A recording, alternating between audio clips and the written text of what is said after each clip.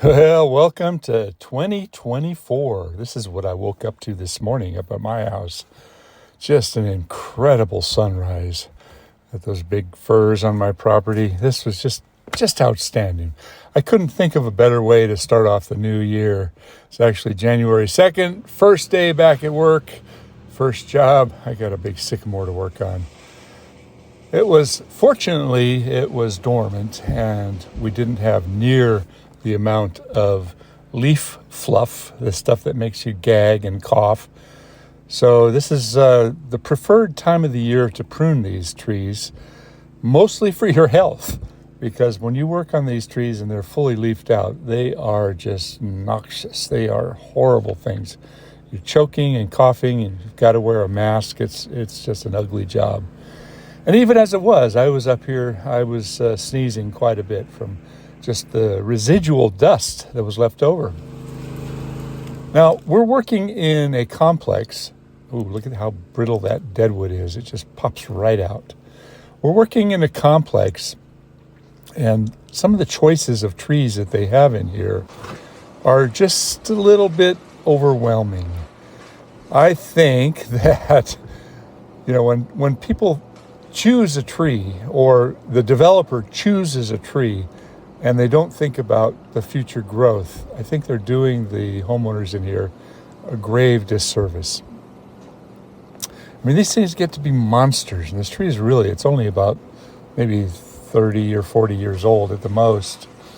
So Jorge's up in the tree, I'm up in the bucket, we're doing end weight all the way around. This thing is massively spreading, and the reasons for pruning this tree are mostly because it's just too big. It's too much shade, it's just overwhelming this area. And it was between get rid of the tree or thin it out and open it up and make it a little bit lighter. So I'm playing with the new camera here, 360-degree camera, and I'm having a little bit of fun. Here's the tree. It's close to being done. I'm almost there. It doesn't look that much different, but we took a huge amount of brush out of the tree. It was considerably thicker and considerably heavier. We wanted this guy to move his car, but clearly he had a rough night on New Year's Eve. I wanted him to park it in the garage, but he couldn't get his garage door open.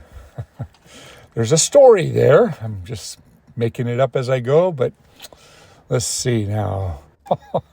Came a little too fast, a little too drunk, I'm guessing, maybe. Anyway, here's one of the trees that is in the complex. This is the one that we're working on right now. And I want you to pay attention to the root uplifting. Now, sycamore trees are often planted in tight areas because they are recognized as being deep-rooted trees. So I went over and inspected the adjacent sycamore, Platinus, Acer Folia, and it did not seem to be lifting. So maybe this was a better planting site. Maybe it was prepared better. Maybe there was not as much construction compaction before they planted it. But this is more appropriate for what you would expect a sycamore tree to grow like. Now look at this. When you're looking at trees, look closely for old wounds. And a sycamore tree is a species that, I hate to use the word heal, but it absorbs the wound very, very well. These are some of the seed pods up there in this Platinus Acer Folia. I like to show other trees from time to time. This is what's known as a Gravia Robusta. This does not grow in cold climates. It's an interesting tree. It's an evergreen tree. It has beautiful flowers on it. And the flowers get very, very sticky, and they drop this honeydew. They attract a lot of hummingbirds and a lot of bees. It's a very attractive tree, but it has some issues with the lumber. A lot of people are allergic to the lumber. However, it is gorgeous, really, really pretty. Okay, in the back of the complex, we've got some Siberian elms. Now, there's a lot of different elm species, and our primary large elm tree in our area is called the Siberian elm, and they've got a bunch of them. This one right here is a live oak. Now, that's going to be a mess in just a few years. 5 trees in the space where one should be planted. And here's an example of some that are just a little bit bigger. You can see they've been topped repeatedly in the past, partly because they're right up next to the building. So these trees are clearly a mistake, and they have very, very large roots that can cause a lot of damage to fences and sidewalks. There's a couple more over here. Now, this is an issue that we have with the Siberian elms. Probably the American elm has it too. This is called a slime flux. It's a bacterial infection. It usually doesn't kill the tree, but it's not very good. It kind of smells like alcohol. I looked at a number of the trees and I found slime flux infections in quite a few of them. Here's another one. This one's fairly fresh, and it just kind of oozes all the way down. And a lot of times these things will just kind of dry out naturally. Why they stop fluxing like this, I don't know. Here's where there's an old one that you can see the remnants of the old oozing that was going down the trunk, but it's dried up completely now. The Siberian elm can be a fairly large, aggressive tree, and unless you have a big space that you can grow these, I don't recommend them. Other elms that we have in our area are primarily the Chinese elms, and occasionally we'll find an American elm.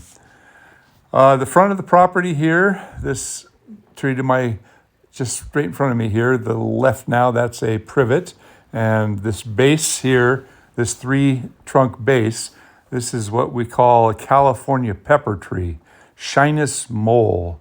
And it also is a tree that you don't find in cold climates. And you looked up in the tree and there's a big rat's nest up there. Got to pay attention. So I'm just walking around the complex, kind of checking things out at lunchtime. I like to look and see what I can find. Sometimes I find surprises. Sometimes it's just observations of the trees. Here's a tree that I love. This is a black walnut. However, in California, the black walnuts that we have are not the Juglans nigra, they're the Juglans hinsii.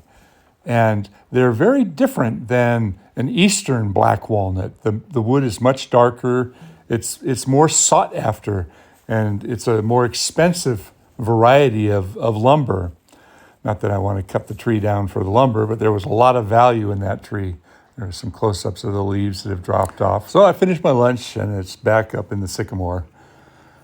And as you can see, we've cleaned it out fairly well. This tree is far too large for this area. And the people that live here, they were considering removing it. And I did a little spin around here with my iPhone, and I can see some weather is coming in. I checked the weather app and it said we've got rain coming at 4 o'clock today. It's interesting how accurate they are.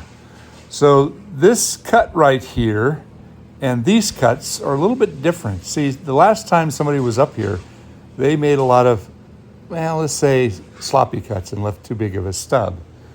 I wanted to show you something else. This is, I brought that down just a little bit more, and I wanted to show you that the size of the cut is exactly the same as this last little bit. But if I had gone even a fraction of an inch further, then it would have increased the diameter of the wound, which is the way that you should make the cuts. You should try to cut it so that you retain the branch collar. And this one right here is where I cut off a dead piece, and you can see that the dead wood is starting to show decay going into the main part of the trunk, which is a good reason to get dead wood out of the tree. And this is what it looks like at the end of the day. Still a nice looking tree. We've left the shape of it real nice, but we took out a tremendous amount of brush from this tree. Thanks for watching, and if you're not subscribed, please subscribe and give me a comment. Hit that like button. You know the routine. It's all about the algorithm. Thanks.